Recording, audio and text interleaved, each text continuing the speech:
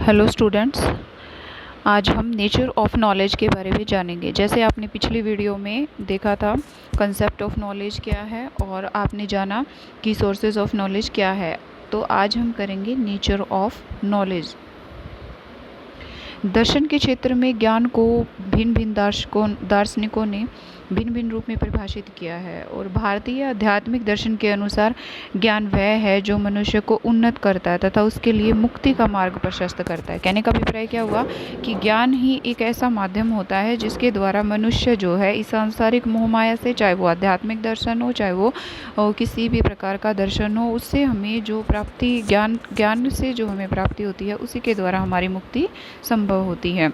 इसके बारे में जो प्लेटो महोदय हैं उन्होंने कहा है कि विचारों की दैवीय व्यवस्था और आत्मा परमात्मा के स्वरूप को जानना ही सच्चा ज्ञान होता है। इसका अभिप्राय क्या हुआ कि जो विचार होते हैं उनकी दैवीय व्यवस्था और आत्मा और परमात्मा के स्वरूप को जानना ही क्या बताया है इन्होंने, सच्चा ज्ञान बताया है। दूसरा इसमें शंकर के अनुसार है कि ब्रह्मा को सत्य जानना ही ज्ञान है और वस्तु जगत को सत्य जानना अज्ञान है। अर्थात जो मनुष्य ईश्वर को प्राप्त कर लेता है वो सच्चा ज्ञानी माना गया है शंकर महोदय के अनुसार। और जो वस्तु जगत मतलब जो इन सांसारिक मोह माया में या लौकिक जगत में है उसको उन्होंने कहा है कि यह जो ज्ञान जो हमें दिखाई दे रहा है, जो हमारे सामने प्रत्यक्ष रूप से है, यह ज्ञान नहीं है, यह अज्ञान है।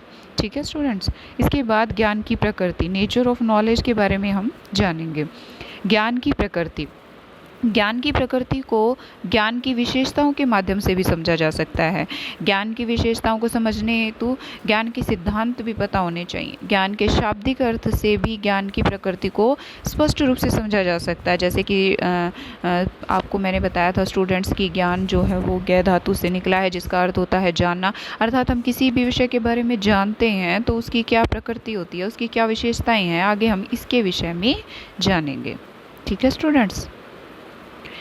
ज्ञान में शक्ति है, ज्ञान में ताकत है। तो हमारा जो यहाँ पे फर्स्ट पॉइंट जो बनता है कि ज्ञान में शक्ति होती है और ज्ञान में ताकत। अर्थात जिस व्यक्ति के पास अपना ज्ञान होता है वह व्यक्ति इस संसार में सबसे पावरफुल होता है और सबसे ज़्यादा ताकतवर माना जाता है। दूसरा इसमें है ज्ञान कभी भी समाप्त नहीं होता। स्टूडेंट्स, ये जो ज्ञान होता है ये हमारा पीढ़ी दर पीढ़ी चलता रहता है, मृत्यु से पहले भी और मृत्यु के बाद भी। जन्म से पहले और जन्म के बाद दोनों ही समय जो है ज्ञान विद्यमान रहता है। ज्ञान की कभी भी अंत नहीं होता है। तीसरा इसमें है ज्ञान सत्य तक पहुंचने का साधन है। अर्थात ज्ञान के द्वारा ही सत्य तक पहुंचा जा सकता है। जो हमारे सामने मिथ्या है, झूठ है, सच और झूठ में कैसे अंतर करना है, इन सब चीज़ों का जो हमें पता ज्ञान के माध्यम से ही चलता है। अगर हमारे पास ज्ञान है तो हम इजीली इन चीज़ों के बारे में पता कर सकते हैं। नेक्स्ट स्टूडेंट इसमें है ज्ञान धन की तरह है। जितना एक मनुष्य को प्राप्त होता है वह उतना ही ज़्यादा ज्ञान प्राप्त करता है। कहने का अभिप्राय क्या हुआ कि जैसे मनुष्य के पास थोड़ा सा धन मिल जाता है तो ये सोचता है कि उसके पास थोड़ा सा और होना चाहिए, थोड़ा सा और होना चाहिए। इसी तरह से ज्ञान होता है कि थोड़े से ज्ञान से मनुष्य को संतुष्टि नहीं होती है, वह सोचता है कि उसके पास थोड़ा सा ज्ञान और होना चाहिए। तो इस तरह से उसकी इच्छा बढ़ती जाती है और मनुष्य के अंदर उसी तरह से ज्ञान भी बढ़ता रहता है। नेक्स्ट इसमें है ज्ञान प्रेम तथा मानव स्वतंत्रता के सिद्धांतों का आधार है। अर्थात ज्ञान जिस मनुष्य के पास है उसके पास प्रेम है और उसके पास मानव स्वतंत्रता है। वह अपने अधिकारों को समझता है, अपने कर्तव्यों को समझता है और उससे यही जो होते हैं यही इन सिद्धांतों का आधार होते हैं। नेक्स्ट स्टूडेंट्स इसमें है ज्ञान क्रमबद्ध बढ़ता रहता है। अर्थात जो ज्ञान होता है वो ये नहीं है कि वो रैंडमली बढ़ता है, यह क्रमबद्ध रूप में बढ़ता रहता है।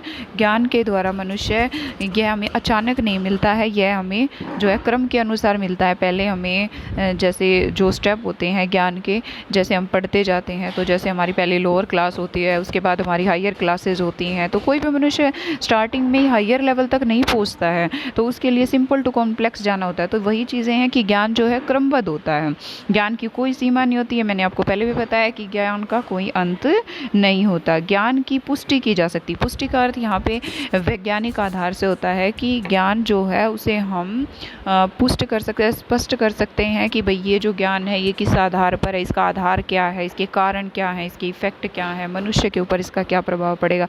तो ये सारी चीज़ें इसमें आ जाती हैं, तो इसकी पुष्टि की जा सकती है पर्टिकुलर, इसलिए ज्ञान को पुष्टि की जा सकती है। नेक्स्ट इसमें आता है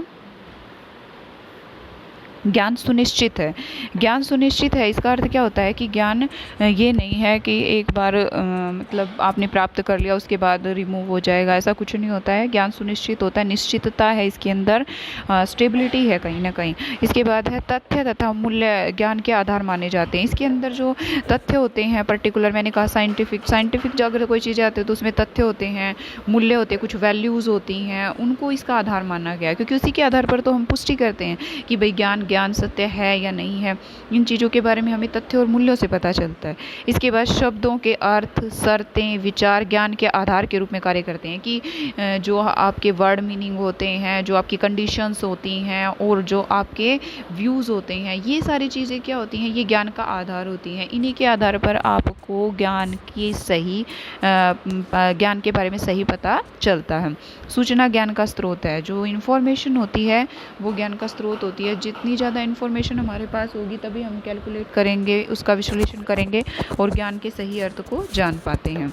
धर्म की भांति ज्ञान को जानने के लिए अनुभव करने चाहिए, अर्थात जिस तरह से हम धर्म के बारे में अनुभव करते हैं, इसी तरह से इन्होंने कहा कि ज्ञान को जानने के लिए भी हमें अनुभव करने की बहुत ज़्यादा ज़रूरत है। जितने ज़्यादा हमारे पास एक्सपीरियंसेस होंगे उतना ज़्यादा हमारे ज्ञान में वृद्धि होगी। नेक्स्ट इसमें है ज्ञान की अमूर्त प्रकृति है। ज्ञान की जो है दो चीज़ें होती हैं, एक हमारे पास मूर्त होता है, ठीक है, और एक हमारे पास क्या होता है, अमूर्त होता है। मूर्त और अमूर्त दो चीज़ें होती हैं। मूर्त चीज़ें जो स्पष्ट रूप से हमें दिखाई देती हैं और अमूर्त चीज़ें वो होती हैं जो हमें स्पष्ट रूप से दिखाई नहीं देती हैं, ठीक है। तो अभी तक आप ज्ञान को समझ ही गए होंगे कि ज्ञान साझा ज्ञान के रूप में प्राप्त की गई समझ है। यह दो विचारों के बीच न्याय संगत सच्चाई और समझौता है कि भाई कोई भी दो बातें हैं, या तो सत्य है या फिर झूठ है, उनके बीच में न्याय संगत सच्चाई और समझौता है। यह विशेषता ज्ञान की अमूर्त प्रकृति। इसका अर्थ क्या है कि ये हमें दिखाई नहीं देता है, ये हमें सिर्फ महसूस होता है, हम इसको एक्सपीरियंस कर सकते हैं। तो ये बातें आपको स्पेशली इस बारे में ध्यान रखनी है।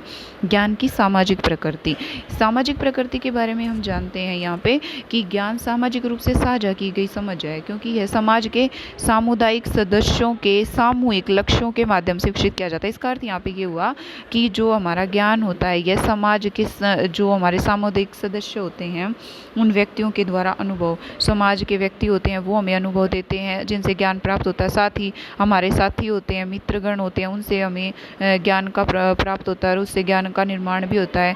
ज्ञान जो है ना हमारा बेसिकली समाज से ही प्राप्त किया जाता है और इसकी जो जड़ें होती है वो मनुष्य की सामाजिक गतिविधियों में होती है, क्योंकि देखो मनुष्य जो होता है वो सामाजिक प्राणी होता है। अगर मनुष्य समाज का भाग नहीं है तो या तो वो पशु है या फिर वो देवता है। ये बातें आपने सुनी होगी। तो इसी तरह से अगर हम समाज में रहते हैं तो समाज में हमारे मित्र मंडली होती है, हमारे जो साथ में हमारा परिवार होता है, तो वो सभी मिलके जो है ना हमें ज्ञान की प्राप्ति करवाते हैं। इसलिए यह इसका जो चरित्र होता है वो जो होता है सामाजिक होता है, ज्ञान संचयी होता है। नेक्स्ट इसमें है कि ज्ञान जो होता है वो संचय किया जाता है। जिस तरह से मनुष्य जो है धन को संचय करता है ना, इसी तरह से मनुष्य जो है ज्ञान का भी संचय करता है क्योंकि यह सामाजिक रूप से संरक्षित होता है और एक पीढ़ी से दूसरी पीढ़ी तक यह जाता है। वास्तविकता की नई समझ, वास्तविकता के ज्ञान की सहायता से नई पीढ़ियों में निरंतर विकसित होती। कहने का अभिप्राय यहाँ पे ये है कि जो ज्ञान होता है वो एक पीढ़ी से दूसरी पीढ़ी में सच्चाई से अवगत कराने के लिए, एक्सपीरियंसेस देने के लिए, समझ विकसित करने के लिए महत्वपूर्ण होता है। ज्ञान न केवल जोड़कर बल्कि पहले से मौजूद ज्ञान को सुधारने की प्रक्रिया भी। अगर हमसे पहले कुछ गलती हो गई है तो हमारे पूर्वजों ने जो गलतियाँ कर दी उससे हम सीखते हैं और उन्होंने जो अच्छा कर दिया उससे भी हम सीखते हैं। तो पॉजिटिव से भी सीखते हैं और नेगेटिव से भी सीखते हैं। इस तरह से ज्ञान जो होता है वो हमारा संचय होता है, उसमें हमें हर प्रकार का एक्सपीरियंस प्राप्त होता है। नेक्स्ट इसमें है ज्ञान सीमित है और सीमा से परे दोनों है, कि ज्ञान का जो संचय होता है, चरित्र जो होता है वह सीमा मतलब सीमित भी है कहीं ना कहीं, और ये जो हमारा है ये कहीं ना कहीं हमारा असीमित भी है। असीमित तो इसलिए है क्योंकि ज्ञान का कोई पार नहीं है, ज्ञान के थ्रू ही हम हर चीज़ तक मतलब पहुंच पाते हैं। लेकिन कुछ सीमाएं, जैसे मानवता के विकास के लिए किसी विशेष स्तर तक अगर हमें जाना है तो ज्ञान को उपलब्ध करने के हमारे सीमित चरित्र होंगे, ज्ञान प्राप्त करने के मौजूदा साधन भी हम सीमित ही रखेंगे, तो यह हो गया सीमित। लेकिन इसके अलावा अगर हम देखते हैं एक ही समय में असीम भी है, लेकिन इसका कोई ये नहीं है, जितना हमें ज्ञान चाहिए होता है उतना ज्ञान हम प्राप्त करते हैं तो वो हमारी सीमाओं में आ जाता है, और उससे अधिक ज्ञान प्राप्त करने की अगर जिज्ञासा है तो उसका भी असीम है। मतलब ज्ञान जो होता है वह ज्ञात हमेशा अज्ञात से घिरा होता है, लेकिन अनजान नहीं होता।